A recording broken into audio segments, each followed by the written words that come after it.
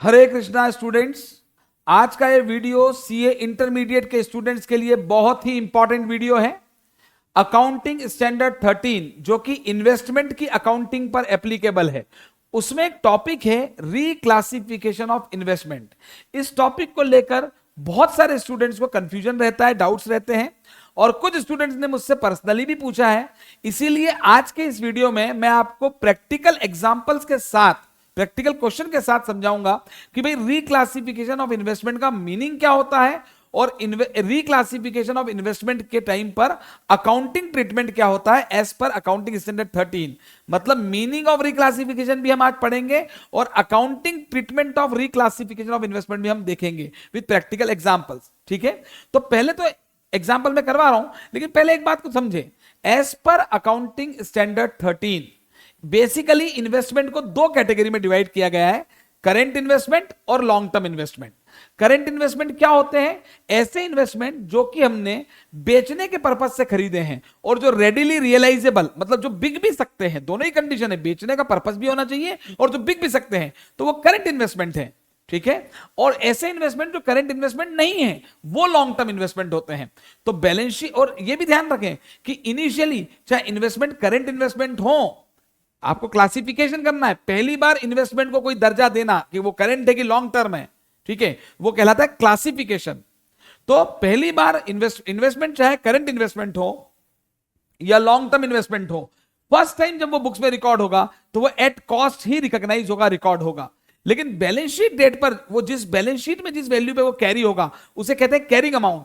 तो current investment हमेशा cost और market value which ever is lower पे बुक्स बैलेंस शीट में आता है, और लॉन्ग टर्म इन्वेस्टमेंट हमेशा कॉस्ट पर ही आता है, उसमें कॉस्ट और market value which ever is lower नहीं देखते हैं। Long term investment balance sheet में हमेशा कॉस्ट पे आता है। लेकिन एक एक्सेप्शन है कि अगर लॉन्ग टर्म इन्वेस्टमेंट में जो मार्केट वैल्यू अगर कम हुई है और वो मार्केट वैल्यू जो डिक्लाइन हुई है, अगर वो टेम्पररी परमानेंट नेचर का है, मतलब अदर देन टेम्पररी है, तो फिर लॉन्ग टर्म इन्वेस्टमेंट भी कॉस्ट और market value which ever is lower पे ही बैलेंस शीट में आएगा। मतलब करंट इन्वेस्टमेंट तो कॉस्ट और market value which ever is lower पे ही आता है, और लॉन्ग टर्म इन्वेस्टमेंट वैसे तो कॉस्ट पे आता है बैलेंस शीट में, लेकिन अगर वो डिक्लाइन मार्केट वैल्यू में परमानेंट नेचर का है तो वो भी लॉन्ग टर्म इन्वेस्टमेंट भी कॉस्ट और market value which ever is lower पे ही बैलेंस शीट में कैरी होता है। ठीक है, अब बात यह आती है कि आपने बैलेंस शीट बना ली, इन्वेस्टमेंट लिख दिया, लॉन्ग टर्म है तो नॉन करंट इन्वेस्टमेंट है, नॉन करंट एसेट्स में आएगा, और अगर करंट इन्वेस्टमेंट है तो वो करंट एसेट्स में आएगा बैलेंस शीट में। अब इसमें इंपॉर्टेंट बात क्या है, इस बात को ध्यान से समझिए कि ये जो आपको इन्वेस्टमेंट बैलेंस शीट में शो करने हैं, ये करंट और लॉन्ग टर्म में बांटने हैं, ये एक वन टाइम प्रोसेस नहीं है, ये वन टाइम जॉब नहीं है, ये हर बैलेंस शीट डेट पर देखना है कि इन्वेस्टमेंट करंट है या long term.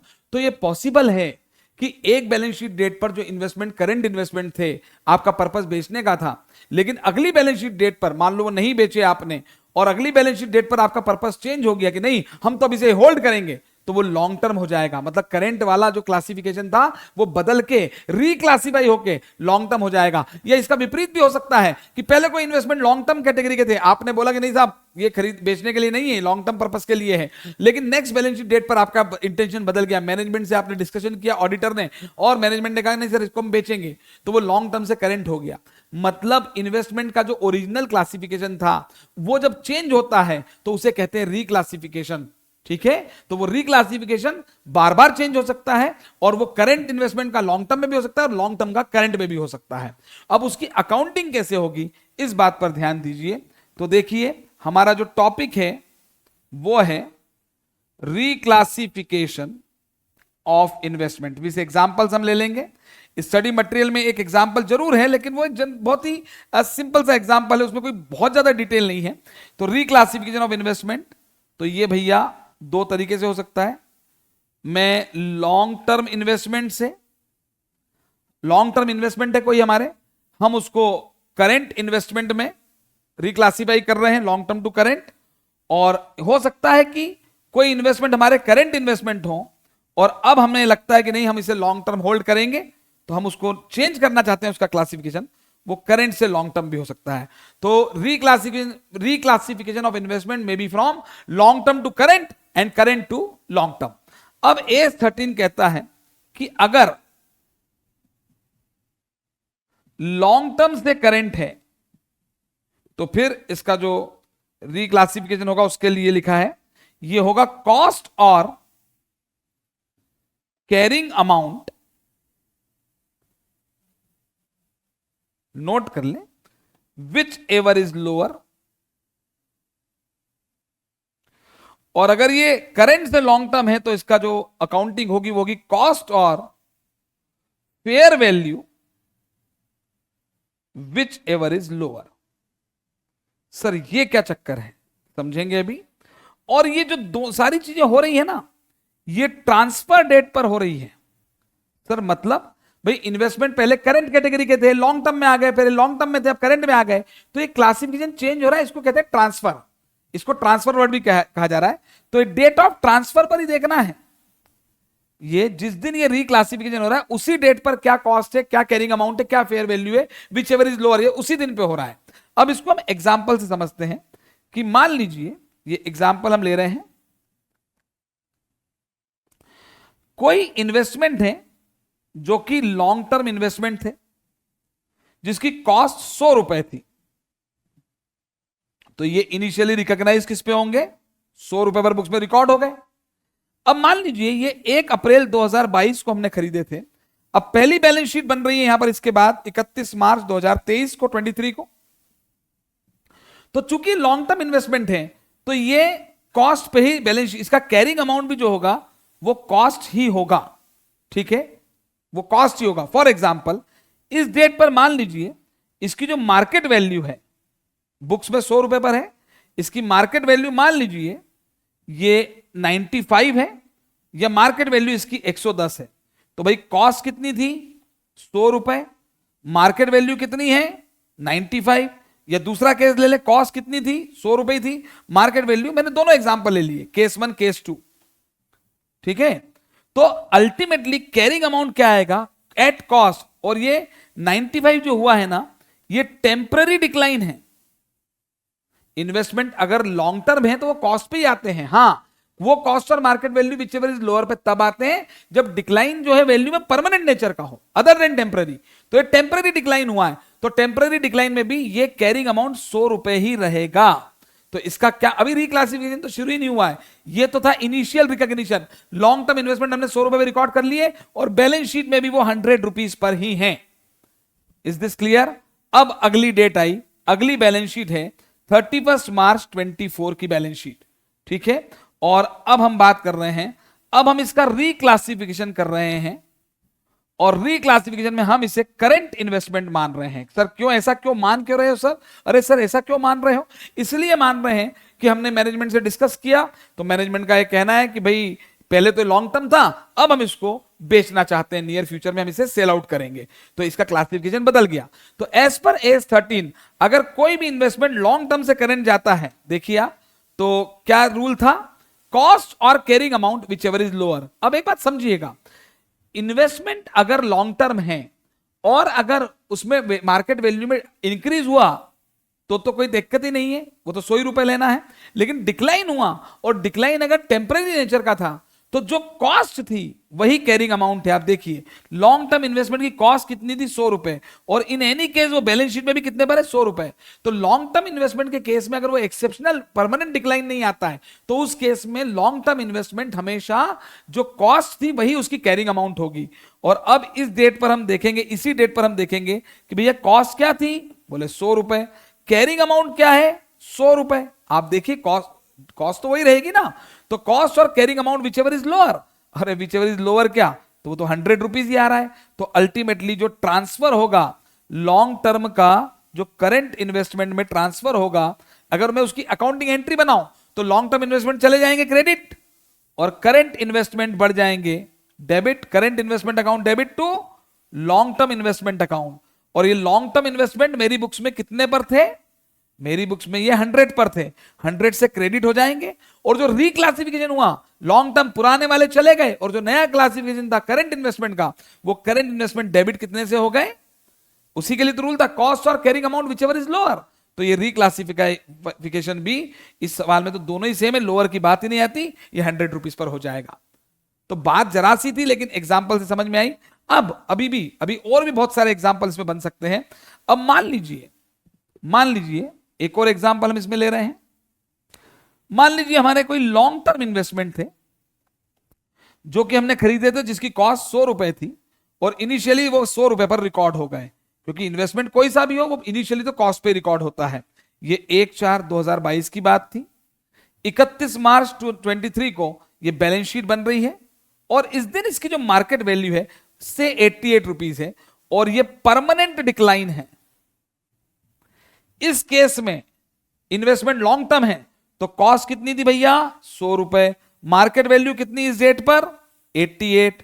Which ever is lower 88। Yes, long term investment पर भी कॉस्ट और market value which ever is lower का प्रिंसिपल लगता है। कब? जब उसकी मार्केट वैल्यू डिक्लाइन हुई है और वो परमानेंट नेचर का है। तो मैं कह रहा हूं कि परमानेंट नेचर का डिक्लाइन है, तो ये 88 पर आ गए, तो बिल्कुल 12 रुपए का लॉस रिकॉर्ड होगा। 100 रुपए पर इन्वेस्टमेंट है, पीएनएल टू इन्वेस्टमेंट 12 रुपए, इन्वेस्टमेंट की वैल्यू कम होगी और अब बैलेंस शीट में ये 88 पर आ गए। बैलेंस शीट में जो कैरिंग अमाउंट है वो 88 हो गया। ठीक है, ये तो अभी हमने केवल उसको फर्स्ट टाइम क्लासिफाई किया लॉन्ग टर्म को, और बैलेंस शीट में वो कैरी 88 पे हो रहा है। अब आगे की बात है। अब हमने नेक्स्ट डेट आई, हमने इसको बेचा नहीं था, 31 मार्च 23 के बाद नेक्स्ट डेट आई 31 मार्च 24। उस दिन हमने इसको रिक्लासिफाई किया। हमने बोला नहीं भाई ये लॉन्ग टर्म है, अभी तक लॉन्ग टर्म था लेकिन अब हम इसको नियर फ्यूचर में बेचना चाहते हैं, तो अब ये करंट इन्वेस्टमेंट बन गया। तो इसको एंट्री के पॉइंट ऑफ व्यू से सोचें तो लॉन्ग टर्म वाला इन्वेस्टमेंट जाएगा, खत्म हो जाएगा क्रेडिट, और करंट इन्वेस्टमेंट बढ़ जाएगा डेबिट। एंट्री तो यही होगी। अब लॉन्ग टर्म वाला बुक्स में कितने पर है? 88 पर है, तो वो 88 पे क्रेडिट होगा। और जो करंट इन्वेस्टमेंट वाला है रिक्लासिफाई हो क्या रहा है, उसका रूल क्या था? कॉस्ट और carrying amount which ever is lower. Again तो कॉस्ट क्या थी? 100 थी। कैरिंग अमाउंट क्या था? 88 था। तो यहां पर भी आप देखिए विच एवर इज लोअर 88, तो यहां पर ये एंट्री 88 से हो जाएगी, 88 रुपीज से। कॉस्ट और carrying amount which ever is lower. तो ये था लॉन्ग टर्म से, अगर आप इन्वेस्टमेंट लॉन्ग टर्म थे और आप उसे वापस से नया क्लासिफिकेशन दे रहे हो उसको और करंट बना रहे हो, तो लॉन्ग टर्म टू करंट। अगर इन्वेस्टमेंट का रिक्लासिफिकेशन लॉन्ग टर्म से करंट होता है तो जो रिक्लासिफिकेशन है वो किस वैल्यू पर होगा? कॉस्ट और carrying amount which ever is lower. लेकिन अगर ये करंट टू लॉन्ग टर्म है, कहानी यहां पर उलझती है, करंट टू लॉन्ग टर्म है तो फिर यहां पर कॉस्ट तो है ही, लेकिन कैरिंग अमाउंट की जगह फेयर वैल्यू। जनरली देखिए फेयर वैल्यू भी मार्केट वैल्यू होती है, पर और बहुत डिटेल में जाएंगे तो फेयर वैल्यू निकालने के और भी तरीके होते हैं, लेकिन अभी हम इसको फेयर वैल्यू को मार्केट वैल्यू बोलेंगे, क्वेश्चन में दिया रहता है। ठीक है, पर एग्जाम में कभी फेयर वैल्यू और मार्केट वैल्यू अलग आ जाए तो यहां फेयर वैल्यू लिखा तो फेयर वैल्यू के हिसाब से ही करना है आपको। कॉस्ट और fair value which ever is lower, यहां पर ऐसा लिखा है। तो यहां पर देखिए अभी तक इन्वेस्टमेंट लॉन्ग टर्म से करंट थे, अब ये करंट से लॉन्ग टर्म हो जाएंगे। तो अब हम एक और एग्जांपल ले रहे हैं, यहां पर थोड़ा ध्यान देंगे। मान लीजिए हमने कोई इन्वेस्टमेंट खरीदे जो कि खरीदते वक्त हमारा इंटेंशन सेल आउट करने का ही है और हम उसे वो बिक भी सकते हैं, तो वो करंट इन्वेस्टमेंट थे। मान लीजिए 100 रुपए के इन्वेस्टमेंट थे और हमने उसको रिकॉग्नाइज कर लिया, क्योंकि इन्वेस्टमेंट करंट इन्वेस्टमेंट हो या लॉन्ग टर्म वो हमेशा इनिशियली कॉस्ट पे रिकॉर्ड होते हैं। ये बात थी 1 अप्रैल 22 की। अब 31 मार्च 23 को फर्स्ट टाइम जब इस इन्वेस्टमेंट के बाद बैलेंस शीट बन रही है तो उस दिन की कॉस्ट तो क्या थी? देखिए कॉस्ट तो 100 ही रुपए रहेगी। बैलेंस शीट बन रही है तो कॉस्ट कितनी थी भाई? 100 रुपए। उस दिन की मार्केट वैल्यू मान लीजिए 90 हो गई, या उस दिन की कॉस्ट तो 100 रुपए थी पर उस दिन की मार्केट वैल्यू मान लो 101 रुपए हो गई। Which ever is lower 90, which ever is lower 100। ये दो अलग अलग केस ले लिए, केस 1 और केस 2। क्लियर? अभी रिक्लासिफिकेशन की बात ही नहीं है। अब बैलेंस शीट डेट में बैलेंस शीट में वो इन्वेस्टमेंट जिस वैल्यू पे आएंगे वो होगा कैरिंग अमाउंट, और कैरिंग अमाउंट करंट इन्वेस्टमेंट का होता है कॉस्ट और market value which ever is lower. तो इस केस ए में तो ये 90 रुपीज पे आएंगे, केस 1 में 90 पर आएंगे। तो एंट्री ये 100 पर है, 90 पे लाना है तो इन्वेस्टमेंट की वैल्यू कम हो जाएगी, पीएनएल टू इन्वेस्टमेंट 10 रुपए। और अगर 100 के थे और अब 100 पे ही लाना है तो केस 2 में कोई एंट्री करने की जरूरत नहीं है, कैरिंग अमाउंट 100 हो जाएगा। ये तो हो गया क्लासिफिकेशन। अब है रिक्लासिफिकेशन। अब जरा ध्यान दें कि ध्यान दीजिएगा यहां पर अब नेक्स्ट डेट आई 31 मार्च 24, अगली बैलेंस शीट डेट है। हमने ये करंट इन्वेस्टमेंट थे, हमने बेचना तो था पर बिके नहीं, बिक भी सकते थे पर हमको रेट मिलेगा तो ही बेचेंगे ना, अल्टीमेटली वो नेक्स्ट बैलेंस शीट डेट पर भी हैं। और अब नेक्स्ट बैलेंस शीट डेट पर मैनेजमेंट का इंटेंशन चेंज हो गया है कि हम इसको होल्ड करेंगे, लॉन्ग टर्म में कन्वर्ट कर रहे हैं। तो करंट से लॉन्ग टर्म का रूल क्या था, करंट से लॉन्ग टर्म का प्रिंसिपल क्या था एज 13 का, कॉस्ट और fair value which ever is lower. तो पहले तो भैया एंट्री सोच लो, आपके जो करंट इन्वेस्टमेंट है वो लॉन्ग टर्म बन जाएंगे, तो एंट्री होगी long term investment account debit to current investment account, ये तो जो जाएगा वो क्रेडिट हो जाएगा। अब अगर केस 1 की बात में करूं, केस 1 की बात में करूं तो करंट इन्वेस्टमेंट यहां पे बुक्स में कितने के थे 90, तो 90 क्रेडिट हो जाएगी।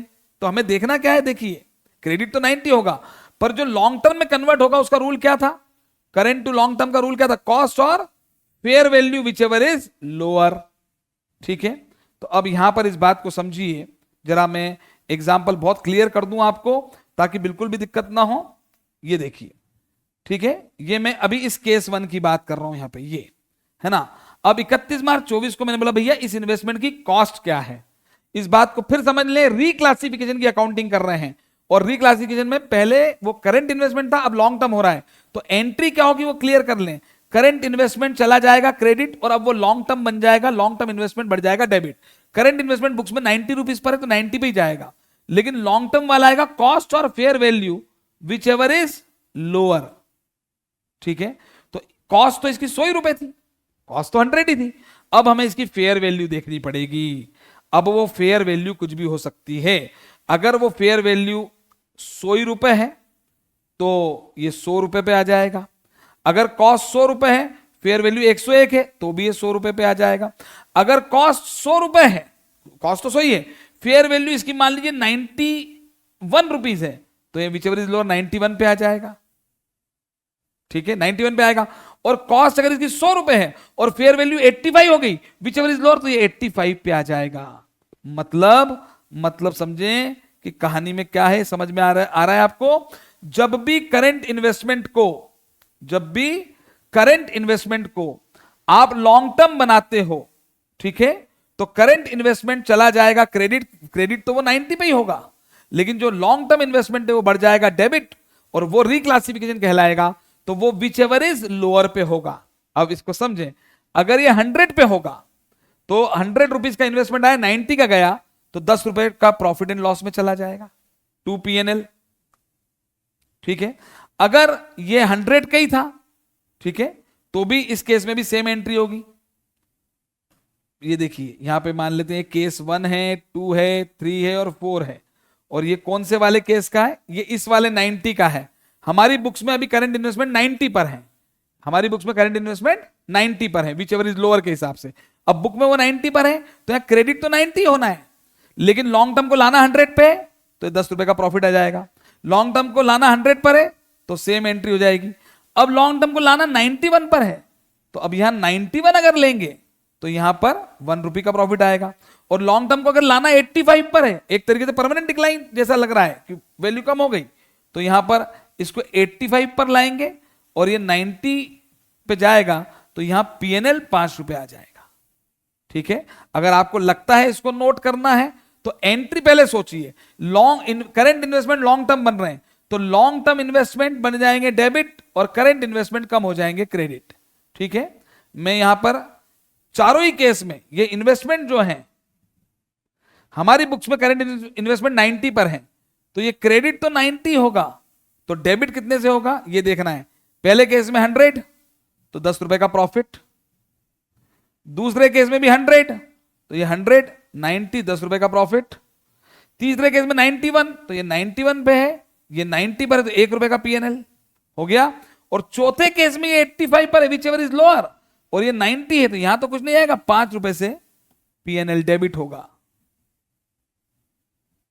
ये देखिए आप, तो ये कब हुआ, करंट से लॉन्ग टर्म, और करंट इन्वेस्टमेंट किस पर थे, कॉस्ट और market price which ever is lower की वजह से वो 90 पर थे, और अब वो लॉन्ग टर्म में रिक्लासिफाई हो रहे हैं तो देखना है कॉस्ट और fair value which ever is lower.